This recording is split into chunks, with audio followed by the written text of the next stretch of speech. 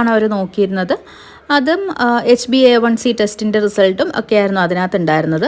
പിന്നെ ഹെമാറ്റോളജി എന്ന് പറഞ്ഞിട്ട് അതിനകത്താണ് നമ്മുടെ haemoglobin, HCT, RBC, total leucocyte count, eosinophils, absolute eosinophil count and platelet count. ഇത് ഇത്രയുമാണ് ഹെമാറ്റോളജിക്കകത്ത് അവർ കൗണ്ട് കാണിച്ചിരുന്നത്.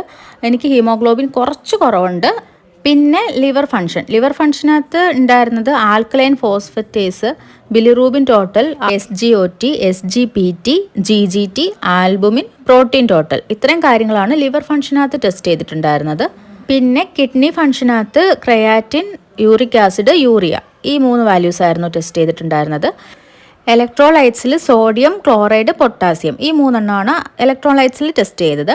പിന്നെ കൊളസ്ട്രോളിനകത്ത് വരുമ്പം cholesterol total, cholesterol LDL, cholesterol HDL, പിന്നെ ട്രൈഗ്ലിസറൈഡ്സ്, ഈ 4 വാല്യൂസ് ആയിരുന്നു ഉണ്ടായിരുന്നത്.